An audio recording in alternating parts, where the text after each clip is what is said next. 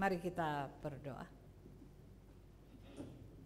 Ya Tuhan, ajari kami melalui tuntunan firman Tuhan di tengah-tengah berbagai peristiwa dalam hidup kami, di tengah-tengah apa yang menjadi perkembangan di dalam perjalanan sejarah zaman.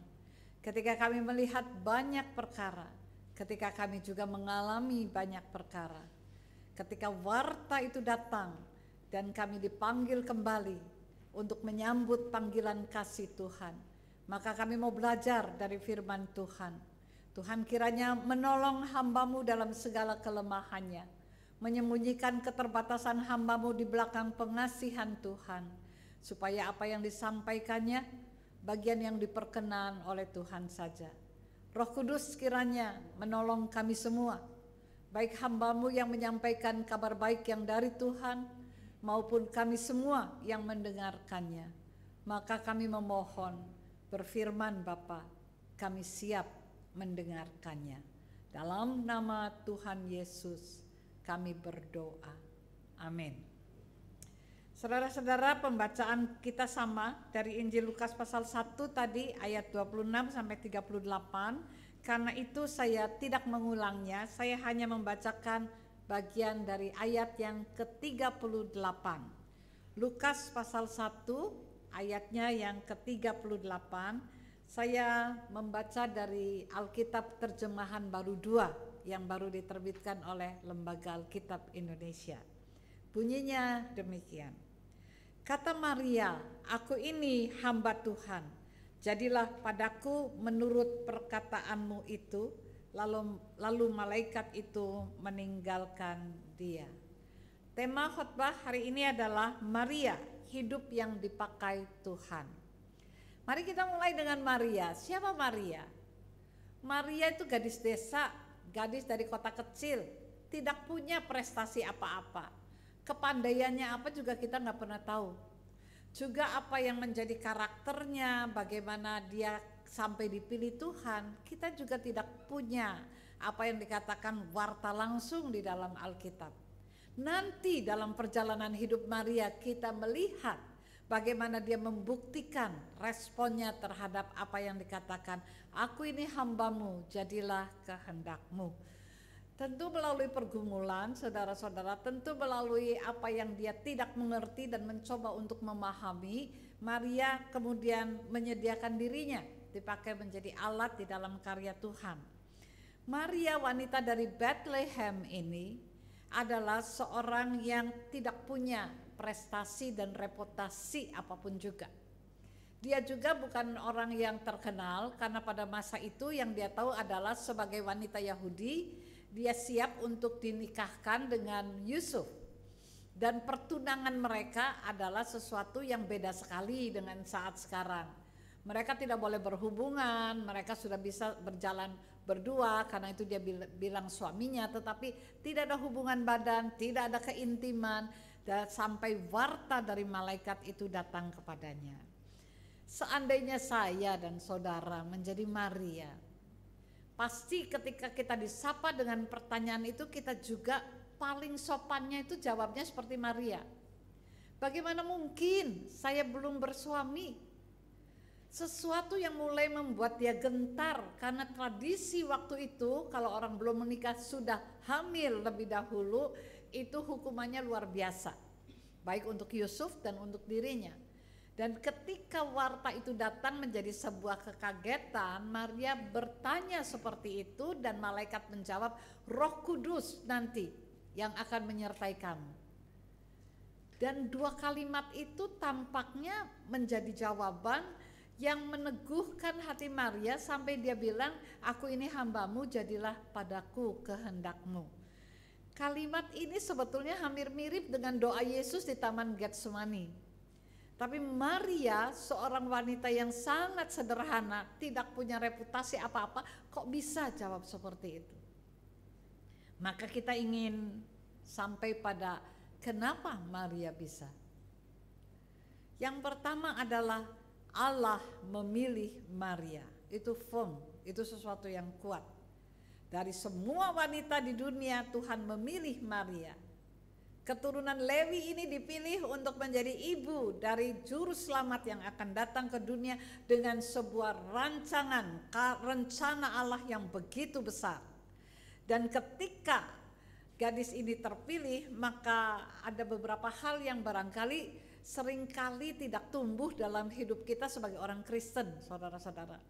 Pemilihan panggilan Allah merupakan sesuatu yang harus dimulai dengan apa yang dikatakan oleh Maria, dia trust, dia mempercayai bahwa Tuhan yang memanggilnya untuk satu tugas adalah Tuhan yang pasti rencananya baik. Jadi saudara-saudara, kenapa ya kalau kita datang ke gereja dan kita menjadi pasif? Apa saya dan saudara tidak dipanggil Tuhan seperti Maria? Memang tidak sespektakuler itu. Kalau sespektakuler itu barangkali kita semua tidak akan menjawab, lari saudara.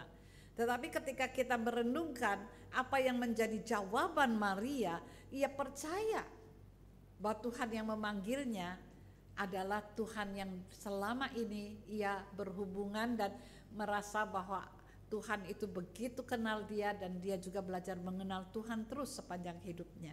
Yang kedua, ketika secara manusia dia bernegosiasi, itu pilihannya bukan menolak atau menerima. Pilihannya yang dilakukan Maria adalah dia ingin kejelasan, clarity. Ya, jadi dia ingin kejelasan. Tuhan, saya nggak ngerti nih. Saya belum bersuami kok. Saya akan mengandung seorang bayi yang akan dinamakan Immanuel, dan saya nggak tahu gitu bagaimana caranya kalau saya belum bersuami.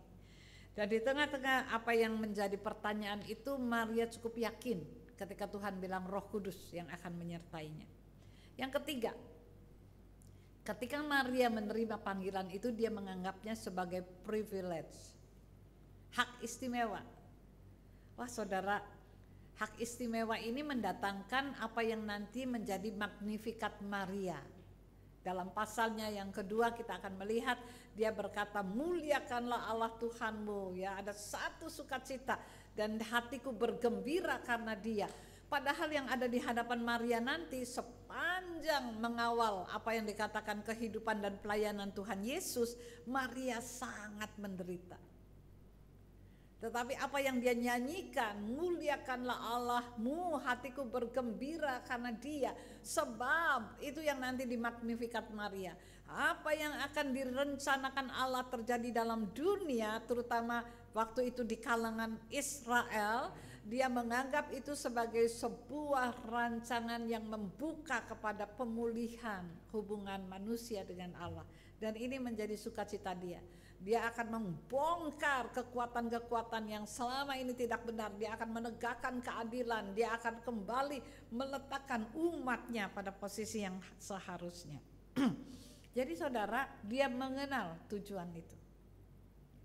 Karena itu ketika ia mengenal tujuan itu, dia merasa panggilan itu sebagai hak istimewa. Berikutnya adalah ketika dia tahu bahwa itu hak istimewa dan dia yang terpilih, the chosen one, maka dia tahu bahwa salah satu yang diperoleh dari sebuah panggilan yang membesarkan hatinya adalah dia menjawab panggilan itu dengan ketaatan. Taat itu saudara tidak akan berubah-ubah. Karena orang yang menjawab apa yang dikatakan Tuhan dalam hidupnya dengan ketaatan, dia akan selalu dalam setiap peristiwa hidupnya, dia akan walaupun bolak-balik dalam situasi yang tidak menyenangkan atau menyenangkan, dia akan selalu tahu bahwa tujuannya bukan diriku lagi, tetapi tujuan ilahi yang sedang berlangsung dalam kehidupan ini. Saya hari Senin kemarin baru ditambah ring di jantung saya, jadi saya sudah punya 3 ring, sudah kaya ya saudara, makin kaya dan nggak bisa diambil orang ya, bisa dipasang nggak bisa diambil. Di tengah-tengah proses seperti itu, ada satu hal yang saya mau masuk dalam proses yang orang bilang gampang ya, tetapi saya mempunyai beberapa kelemahan, yaitu suka muntah. Kalau sudah di ring itu saya muntahnya berat sekali. Dan yang kedua adalah saya berpikir tentang cucu-cucu saya. Ini gimana ya Tuhan gitu, kalau nanti sampai saya nggak kuat dan pergi, ini siapa? Nah ini kan pertanyaan seorang hamba Tuhan yang mestinya nggak perlu keluar ya saudara. Cucu saya ini gimana kuliahnya nanti dan seterusnya. Dan dalam pergumulan itu saya juga ingat suami saya ya, karena kondisi dia sebenarnya jauh lebih kondisinya lebih punya penyakit ya, udah susah jalan dan sebagainya, ginjalnya juga ini, jadi dia lebih kompleks daripada saya. Jadi waktu itu saya berdoa dan saya berkata kepada anak saya, nanti kalau ada apa-apa tolong jaga papa kamu dan juga anak-anak kamu mesti sekolah. Terus dia bilang gini, mama ini ngomongnya kayak orang gak beriman gitu. Iya sih beriman gitu ya, cuman saya mikir juga gitu ya, umur sudah segini, dulu papa saya juga persis umur segini pergi, jadi macam-macam saudara, dan ini memalukan sebenarnya ya kalau di hadapan Tuhan. Nah pada saat proses itu saya jalani, waktu ke dokternya saya banyak nego gitu, dok saya tuh muntah, dok saya tuh begini, udah deh obat aja gini gitu. Terus dokternya bilang, bu, dia bilang, ibu kok mau menjalani sesuatu yang Tuhan udah pilih untuk kasih kembali kuat dalam melayani, kok ibu pilih yang nggak menguntungkan gitu. Oh iya ya kalau begitu, saya bilang oke deh, saya masuk. Pada saat saya akan masuk, saya bilang begini, Tuhan ampuni saya karena saya tuh nggak taat gitu. Kalau Tuhan panggil saya, apapun yang terjadi dalam fisik saya pasti Tuhan pakai itu sesuai dengan rencana Tuhan ya. Karena saya di situ dalam perenungan itu saya banyak berpikir gitu, saya tuh melayani mati-matian capek, tapi dari dulu penyakit saya tuh banyak sekali gitu ya, retina robek gitu, empedu hilang, lalu kemudian jantung udah di ring, sekarang tambah lagi kepala ada TIA, jadi udah macam-macam saudara. Nah pada momen-momen seperti itu saya masuk kepada yang disebut dengan faithfulness. Ketika Allah memanggil, Tuhan minta respon itu, dan Maria tidak pernah ingkar pada ketaatannya kepada panggilan itu sendiri. Jadi saudara-saudara, ketika panggilan itu meminta kita untuk apa yang dikatakan berjalan terus, sebab bukan engkau yang menjadi masalah, tetapi yang menjadi masalah adalah rancangan Allah dalam hidup, tujuan Allah dalam hidup yang mesti terlaksana. Maka saudara-saudara, kita akan masuki apa yang dikatakan Maria dipakai dengan luar biasa oleh Tuhan. Saya dan saudara giat dalam karya-karya Allah di tengah hidup ini. Apa ketika kita bergereja, berkomunitas, kita mengatakan Tuhan memanggil saya dan Tuhan menyiapkan saya dengan talenta-talenta yang Tuhan berikan. Setiap orang punya talenta. Tidak ada orang yang tidak punya talenta. Ketika kita mendekor ruangan gereja, ketika kita menyanyi, ketika kita melakukan kegiatan, hadir saja saudara, itu sudah disebut sebuah sikap partisipasi aktif untuk berkata, aku mendengar panggilanmu, aku duduk dan mendengarkan apa sih rancangan Tuhan dalam hidup ini. Lalu di mana ya dipraktekannya panggilan Allah? Apakah hanya di gereja? Yang pertama adalah kita mulai dengan rumah kita. Saudara-saudara, rumah adalah tempat di mana kita menjadi role model yang baik, supaya anak-anak sejak kecil dia percaya kepada Tuhan melalui sikap dan cara kita. Shannon Tanner dia menjawab, dia berkata, menjawab panggilan Tuhan bukanlah menginginkan penghargaan dari yang lain, tetapi pilihan untuk mengenal dirimu, dan menjawab panggilan Tuhan adalah mahkotanya. Jadi saudara, kalau kita menjawab panggilan Tuhan, melaksanakan itu dalam rumah kita, di tengah masyarakat, di tempat bekerja, atau secara khusus dalam gereja, kita sedang mencoba mengenali diri kita. Ada lagu yang selalu nanya tentang dirinya ya, siapakah aku ini Tuhan, jadi biji matamu gitu ya. Dan menurut saya itu sah-sah saja nanya siapa aku sampai jadi biji mata Tuhan, tapi jangan dengan sedih ya kan. Siapakah aku ini tuh dengan gembira, siapa saya ini sampai jadi biji matanya Tuhan gitu ya. Siapa saya ini sampai Tuhan mau pakai menjadi alat di dalam karyanya. Dulu waktu zaman saya mau jadi hamba Tuhan itu orang tua keberatan banget ya. Zaman dulu wanita kan jarang ya untuk bisa naik mimbar juga. Jadi mama saya bilang begini, kalau kamu nanti pilih ya jadi hamba Tuhan dan apalagi menikah dengan hamba Tuhan, siap-siap sengsara ya gitu. Nggak ada lagi apa yang kamu alami di rumah ini. Dan saya memang sangat sangat merasa bahwa whatever happen lah gitu ya, tetap saya mau jadi hamba Tuhan. Tapi saudara-saudara, dalam perjalanannya ketika ternyata begitu berat medan yang saya harus jalani bersama dengan suami yang melayani di gereja suku, saya pada momen-momen tertentu berpikir begini, kalau saudara saya lihat saya aja nangis gitu ya, papa saya apalagi gitu ya. Lalu saya berpikir cari yang nggak nangis nih. Yang nggak nangis tuh ibu saya. Jadi ibu saya tuh orangnya tegas sekali. Kalau kamu sudah memilih apapun juga, jangan pernah balik ke rumah dan juga jalani. Sebab itu pilihan yang sudah kamu jawab dalam hidupmu. Jadi benar apa yang dikatakan Shannon Tanner. Pilihan Tuhan itu membuat kita ingin mengenali diri kita. Dan dalam mengenali diri kita, tahu-tahu kita menyadari bahwa ada mahkota yang Tuhan anugerahkan. Selalu kita bertemu dengan mahkota yang Tuhan anugerahkan dalam perjalanan pelayanan. Oleh karena itu saudara-saudara, yang kedua yang diberikan Tuhan kalau manggil kita, dia persiapkan. Tuhan itu gak pernah memanggil orang menjadi aktivis gereja, pelayan gereja, atau menjadi orang tua Kristen. Gak pernah dia meninggalkan kita dan tidak mempersiapkan kita. Maria dipersiapkan, saudaramu Elizabeth akan melahirkan, dan anaknya itu nanti akan menjadi forerunner dari perjalanan Tuhan Yesus. Dan kedua, Maria juga dipersiapkan untuk Yusuf yang bisa mengerti dia. Maria dipersiapkan untuk satu perjalanan panjang dengan ketabahan dan keteguhan hati. Kalau kita baca apa yang dijalani Maria, saya pernah dapat pertanyaan dari seorang yang dari Katolik mau jadi Protestan. Dia tanya gini, kenapa ya gereja Protestan tidak pernah menempatkan Ibu Maria, Bunda Maria dengan satu posisi yang sangat dimuliakan. Lalu saya katakan, wah enggak begitu juga. Kami juga menempatkan Maria sebagai wanita yang luar biasa karena Tuhan pilih dia. Pertanyaan kami sebenarnya di gereja Protestan adalah kenapa Tuhan pilih Maria? Apa yang menonjol dari Maria? Apa yang hebat dari Maria maka dipilih? Aku hambamu, itu kalimat Maria. I am nothing kalau dia mau bilang. Tetapi saya adalah orang yang dijadikan begitu dimultiply, dilipat gandakan oleh Tuhan karena dia bersedia menjadi alat dalam karya Allah. Saya dan saudara gembira menjadi aktivis gereja, jadi penatua. Ini biasanya yang bagian-bagian alat ya.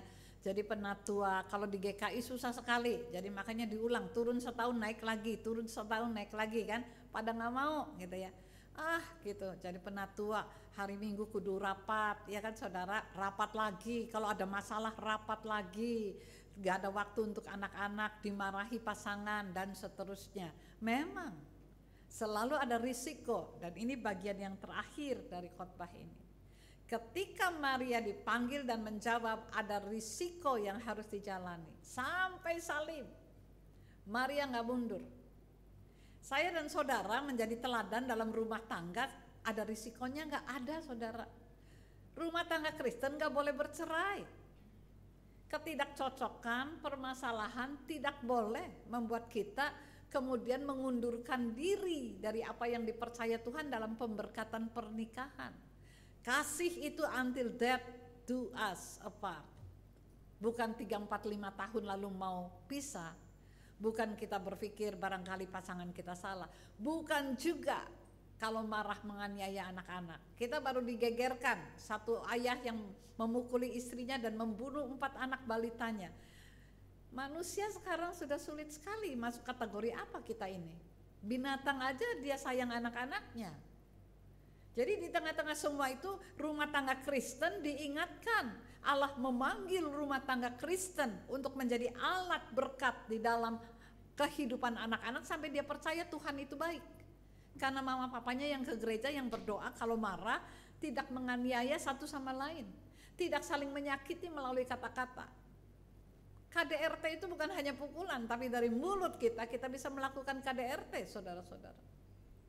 Kita tidak menghancurkan anak-anak dengan kasih yang tidak berbanding, pilih kasih, atau merasa bahwa hanya anak yang memenuhi kriteria kita yang kita sayang. Tuhan gak pilih begitu kok. Tuhan pilih Maria tanpa sebuah alasan yang kita tahu dengan secara jelas. Nanti Maria membuktikan sesudah dia menjawab panggilan itu.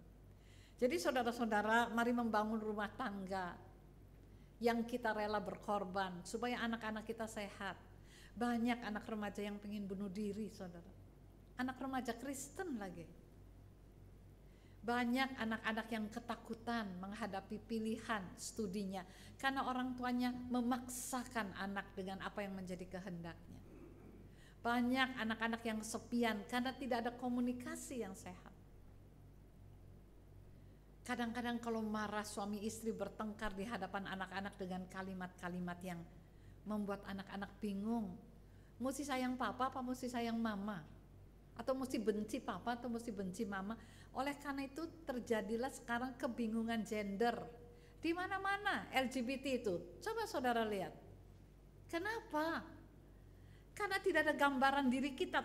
CNN Tanner bilang panggilan Tuhan itu membuat kita memeriksa gambaran diri kita sehingga kita bisa menjelaskannya dengan baik. Tapi kalau tidak ada gambaran, anak-anak bingung. Dia mesti jatuh cinta kepada siapa?